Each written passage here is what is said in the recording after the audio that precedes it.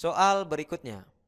Pak Budi dalam pembelajaran di kelas selalu memberikan tepuk tangan dan senyum untuk anak-anak yang bisa mengerjakan tugas dengan tepat dan baik. Pernyataan yang tepat mengenai tindakan yang dilakukan Pak Budi berdasarkan teori Maslow adalah A. Pemenuhan kebutuhan akan aktualisasi diri. B. Pemenuhan kebutuhan akan penghargaan. C.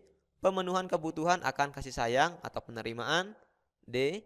Pemenuhan kebutuhan akan rasa aman. E. Pemenuhan kebutuhan akan fisiologi. Kita lihat dulu pembahasannya. Nah, berikut ini merupakan teori kebutuhan Abraham Maslow atau teori belajar dari Maslow. Maslow sendiri mengungkapkan ada 5 hierarki kebutuhan dasar manusia, yaitu fisik, keamanan, sosial, penghargaan, dan aktualisasi diri. Nah, jika kita lihat lebih dalam pembahasannya yaitu sebagai berikut. Nah, teori-teori ini dari kelima hierarki ini, kalau dalam contoh secara umum ya seperti ini, misalnya fisik yaitu makanan, keamanan misalnya kestabilan, sosial misalnya persahabatan atau yang berhubungan dengan orang lain, penghargaan yaitu status, dan aktualisasi diri yaitu prestasi. Ini contoh secara umum.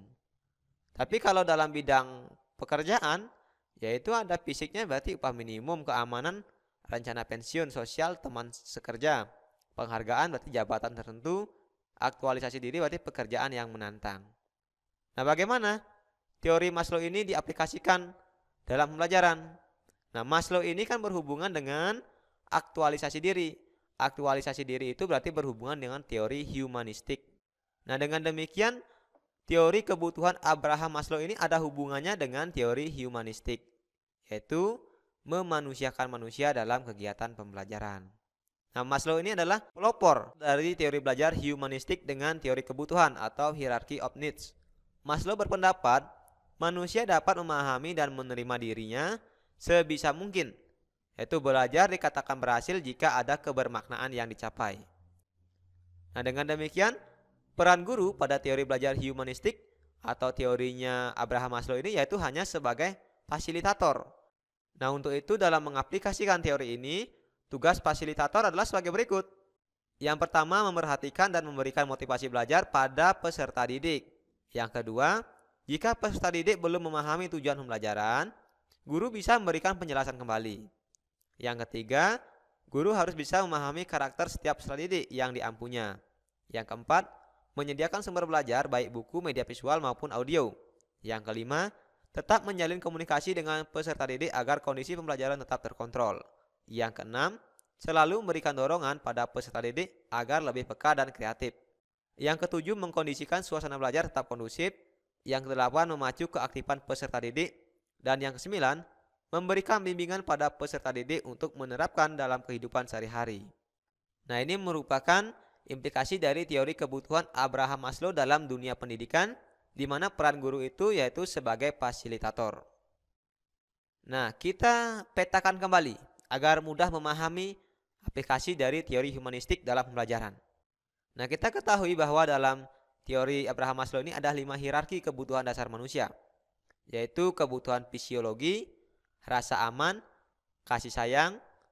Nah, ini kasih sayang ini merupakan sosial, teman-teman, atau strip miring sosial. Jadi ada yang menuliskan piramidanya itu yang di sini sosial. Ada juga yang menuliskan kasih sayang, jadi sama aja. Kemudian ada penghargaan, aktualisasi diri. Nah, bagaimana penerapannya dalam pembelajaran? Kita lihat yang pertama. Yang pertama, kebutuhan fisiologi, misalnya dari segi lingkungan belajarnya. Nah, ini harus kondusif, berarti berhubungan dengan fisik, penyiapan fisik. Kemudian memberikan motivasi belajar. Ini juga ada hubungannya dengan fisiologi. Dengan kata lain, menyediakan sumber belajar, baik buku, media visual maupun audio, serta memberikan atau menyampaikan tujuan pembelajaran, persepsi ini merupakan kebutuhan fisiologi. Hierarki yang kedua yaitu rasa aman. Nah, misalnya menjalin komunikasi dengan peserta didik agar kondisi pembelajaran tetap terkontrol. Nah, jadi reinforcement positif ini lebih memberikan rasa aman daripada reinforcement negatif. Misalnya begini, kalau ada murid yang melakukan kesalahan, itu dia diberikan sanksi, misalnya disuruh menyalin atau menulis ringkasan dari materi yang dipelajari. Kemudian di sisi lain, kalau ada siswa yang salah ini diberikan sanksi, misalnya jalan jongkok atau keliling lapangan atau push up. Nah, tentu yang lebih memberikan rasa aman itu yang pertama tadi. Siswa disuruh meringkas materinya atau materi pelajaran yang disampaikan pada saat itu. Nah, ini lebih memberikan rasa aman pada peserta didik. Kemudian penerapannya lain yaitu memberikan peraturan sekolah. Nah, ini juga menimbulkan rasa aman pada peserta didik. Selanjutnya hierarki yang ketiga yaitu kasih sayang atau sosial. Nah, ini berkenaan dengan orang lain. Misalnya memberikan motivasi belajar. Nah, jadi motivasi belajar ini masih ada hubungannya juga dengan kasih sayang. Dan bisa juga dengan kebutuhan fisiologi. Nah, selain itu, dalam tahap atau hierarki kasih sayang ini, guru bersedia mendengarkan keluhan peserta didik dengan aman dan mampu menjaga rahasia peserta didik. Nah, dengan kata lain, yaitu menerima dan menghargai pendapat siswa. Inilah yang disebut dengan kasih sayang. Hierarki yang keempat yaitu penghargaan. Nah, di sini guru harus bisa memahami karakter setiap peserta didik yang diampunya. Dan yang terakhir yaitu aktualisasi diri. Nah, di sini guru menghargai kreativitas, mendorong prestasi, dan memberikan kebebasan belajar kepada peserta didik. Nah, dalam arti kata yaitu pembelajaran bermakna, membimbing peserta didik untuk menerapkan pengetahuan dalam kehidupan sehari-hari.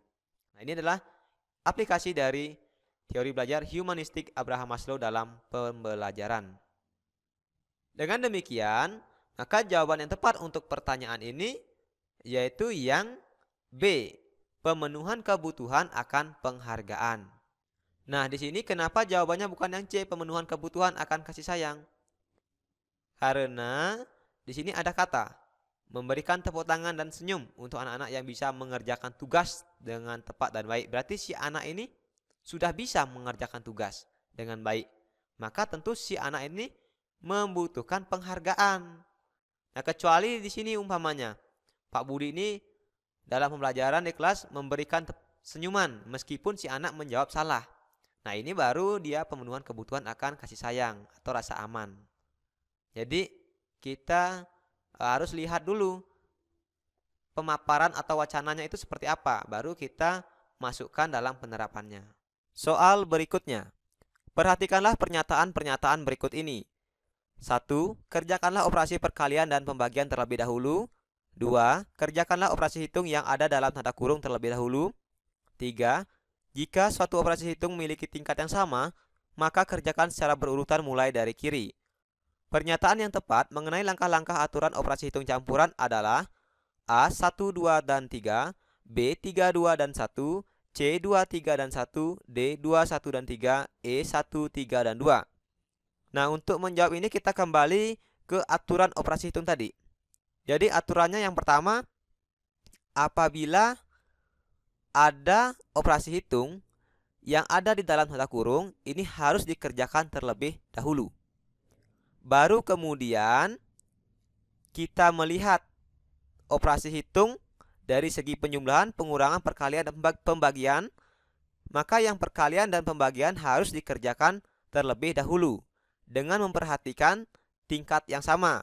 Nah, ini artinya tingkat yang sama itu dikerjakan secara berurutan mulai dari kiri. Dengan demikian, jika kita lihat pernyataan dengan option, berarti yang dikerjakan itu yang pertama adalah urutan nomor 2, yaitu kerjakan operasi hitung yang ada dalam tanda kurung terlebih dahulu. Jadi dari option ini kita harus pilih yang angka 2-nya dulu. Nah, yang angka 2-nya dulu itu yang C dan yang D. Berarti pilihannya adalah C dan D. Yang A, yang B, yang E itu sudah pasti salah, karena dia urutannya tidak angka 2 terlebih dahulu. Nah, sekarang tinggal kita pilih setelah angka 2 ini apa angka 3 atau angka 1. Kita lihat yang C. Setelah 2 itu angka 3. Angka 3, jika suatu operasi hitung memiliki tingkat yang sama, maka kerjakan secara berurutan mulai dari kiri. Nah, kalau yang pernyataan 1, kerjakanlah operasi perkalian dan pembagian terlebih dahulu. Nah, jadi sangat jelas urutan yang tepat itu yang D, teman-teman. 2, 1, 3. Jadi yang 2 itu kerjakan dulu operasi hitung yang ada dalam tanda kurung. Baru nomor 1, kerjakan operasi perkalian dan pembagian terlebih dahulu. Baru pernyataan 3. Jika suatu operasi hitung memiliki tingkat yang sama, maka kerjakan secara berurutan mulai dari kiri. Nah, jadi teman-teman sudah sangat jelas sekali bahwa dalam mengerjakan operasi hitung campuran ada aturan-aturan yang harus kita perhatikan. Nah, untuk aturan-aturan ini silakan nanti teman-teman dibaca kembali. Soal berikutnya. Perhatikan petunjuk langkah-langkah membuat kue bolu di bawah ini. Nah, di sini ada langkah-langkah dalam membuat kue bolu. Ada 8 langkah-langkah. Silakan teman-teman nanti dibaca sendiri, di pause dulu videonya. Dari langkah-langkah ini kita diminta urutan langkah-langkah yang tepat dalam membuat kue bolu kukus adalah A. 3514876, B. 3514862, C. 351486762, D. 3518462, E. 3518476. Untuk menjawab pertanyaan seperti ini sama seperti yang tadi teman-teman, yang di awal. Nah, kita lihat dulu pembahasannya. Jadi di sini kita lihat kembali option-optionnya. Sama seperti tadi di awal, itu kita lihat dulu. Ini kan sudah sama nih semuanya ini. Sudah sama-sama angka 3. Berarti kalau sudah sama-sama angka 3, kita pindah ke belakang teman-teman. Nah, kalau seandainya nanti di depannya ini tidak sama teman-teman, baru teman-teman lihat, teman-teman cocokkan. Kira-kira pernyataan mana yang cocok berada di depan dari sebuah pertanyaannya itu. Nah, di sini kan pertanyaannya langkah-langkah membuat kue bolu. Nah, ini kebetulan sama semua urutannya. Nanti kalau tidak sama, teman-teman cek yang mana kira-kira pernyataan cocok yang berada di depan dari sebuah langkah-langkah membuat kue bolu, seperti itu teman-teman. Nah, kebetulan di sini sudah sama, jadi langsung saja pindah ke belakang. Nah, di belakang ini berbeda, ada 6, 2, 2, 2, 6. Jadi kita memilih dari pernyataan 6 dan 2 ini yang mana yang cocok berada di belakang atau berada paling akhir dalam membuat kue bolu. Kita lihat pernyataan 6. Pernyataan 6 itu berbunyi, tuangkan adonan putih terlebih dahulu ke dalam cetakan, lalu tambahkan adonan coklat. Nah, kemudian pernyataan 2 itu berbunyi, kukus kue selama 20 menit atau hingga mengembang. Nah, dari sini kita sudah mengetahui, pasti pernyataan 2 lebih tepat daripada pernyataan 6. Karena langkah akhir dalam membuat kue bolu itu pasti dikukus kan? Tidak mungkin sampai pada tahap tuangkan adonan putih terlebih dahulu ke dalam cetakan, lalu tambahkan adonan coklat. Ini kan belum jadi ini. Nah, berarti yang pernyataan 6 ini, yang A dan yang E ini sudah bisa kita eliminasi teman-teman. Nah, setelah itu baru kita lanjut ke urutan nomor 2 dari belakang. Sekarang kita tinggal memilih apakah 72 atau 62 atau 72. Nah, kita cocokkan 72. 7 itu berbunyi pernyataannya, siapkan cetakan kue bolu kukus, lapisi dengan kertas kue bolu. Berarti kita disuruh menyiapkan cetakannya dulu. Baru yang kedua, kukus kue selama 20 menit. Nah, dari sini sudah ketemu. Tidak mungkin kan kita disuruh menyiapkan cetakan dulu, masih kosong cetakannya sudah dikukus. Kan pasti salah ini teman-teman. Berarti yang 72 ini sudah bisa langsung kita eliminasi teman-teman. Nah, ini juga yang D 72 juga sudah bisa kita eliminasi. Tinggal yang C kan 62. 6, kita lihat yang pernyataan 6. Yang 6 ini, tuangkan adonan putih terlebih dahulu ke dalam cetakan, lalu tambahkan adonan coklat. Nah, setelah itu baru yang nomor 2, kukus kue selama 20 menit atau hingga mengembang. Nah, jadi sudah tepat teman-teman. Jawaban untuk pertanyaan ini yaitu yang C. 3, 5, 1, 4, 8, 7, 6, 2. Jadi nanti teman-teman, nah untuk soal-soal teks prosedur ini banyak sekali jenisnya. Ada bagaimana cara pemilihan ketua kelas yang tepat, kemudian cara membuat bubur kacang hijau, kemudian cara membuat jus dari buah, dan masih banyak lagi jenis-jenis teks prosedur yang keluar dalam tahap 1. Tipe soal untuk teks prosedur ini biasanya lebih dari 1 soal. Nah, silakan teman-teman nanti pahami bagaimana cara pengerjaannya. Karena biasanya yang namanya soal-soal seperti ini teman-teman, itu seperti yang sudah saya sampaikan sebelumnya, tidak mungkin mempersulit kita.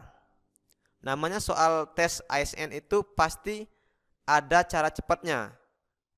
ada sebuah teknik yang bisa kita menemukan jawaban dengan cepat. Apalagi kita kan berpacu dengan waktu. Jadi tidak mungkin soal itu dibuat untuk memperumit kita, itu nggak mungkin.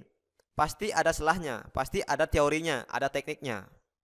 Nanti silahkan teman-teman, kalau dapat soal seperti ini teman-teman amati dulu bagian depan, bagian akhir, kemudian bagian akhir nomor 2-nya. Seperti itu teman-teman.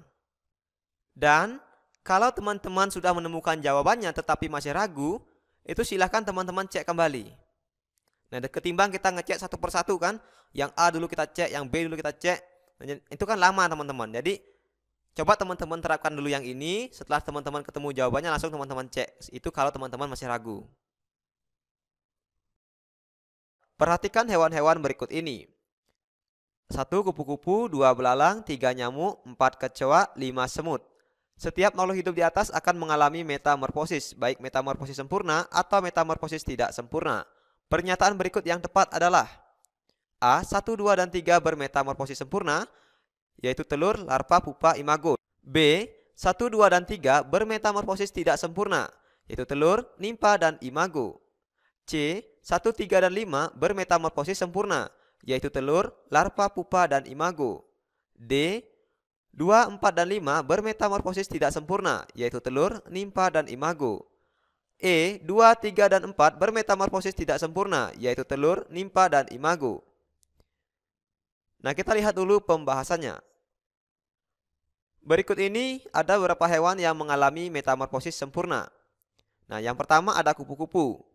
Kemudian ada nyamuk. Selanjutnya ada semut. Selanjutnya ada lalat. Kemudian ada katak. Nah, ini adalah hewan-hewan yang mengalami metamorfosis sempurna. Dari sini kita bisa lihat tahapan metamorfosis sempurna yaitu dimulai dari telur. Kemudian dari telur menjadi larva. Dari larva menjadi pupa. Dari pupa menjadi imago. Imago artinya binatang dewasa. Kalau kita singkat biar gampang menghafalnya bisa kita singkat yaitu TLVI. Nah, ini singkatannya. Telur, larva, pupa, imago. Jadi jika kita perhatikan di antara hewan-hewan yang bermetamorfosis sempurna, itu hanya katak aja yang tidak memiliki larva dan pupa.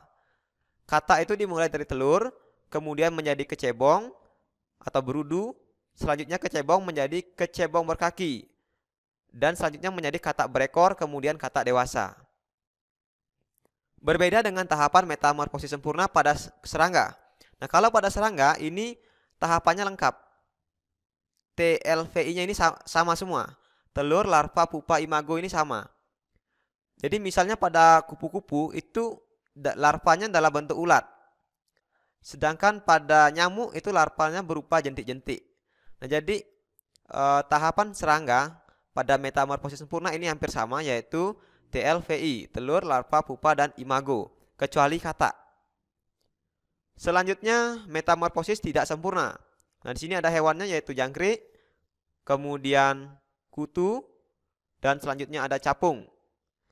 Berikutnya ada kecoa. Nah, ini adalah hewan-hewan atau serangga yang mengalami metamorfosis tidak sempurna. Jika kita lihat, hampir semua tahapan metamorfosisnya itu sama.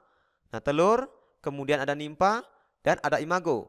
Kalau kita singkat menjadi TNI, telur, nimpa, imago. Jadi biar gampang ingat ya, tidak sempurna, TNI. Telur, nimpa, imago. Kalau sempurna, TLVI. Telur, larva, pupa, dan imago. Selanjutnya kita lihat soalnya kembali. Nomor 1, 2, dan 3 ini bermetamorfosis sempurna. 1 kupu-kupu, 2 belalang. Nah, ada belalang. Jadi belalang sudah pasti tidak sempurna. Maka ini jawabannya yang A salah. Yang B 1, 2, dan 3 bermetamorfosis tidak sempurna. Ini juga salah ya. Karena nomor 1 kupu-kupu itu kan bermetamorfosis sempurna. Dia masuknya di tidak sempurna. Jadi salah. A, B sudah salah. Yang C 1, 3, dan 5 bermetamorfosis sempurna. Kita lihat. 1 kupu-kupu, 3 nyamuk, 5 semut. Ya, nah ini pas sekali ya yang C. Jadi yang C sudah benar bermetamorfosis sempurna. Kita lihat tahapan perkembangannya.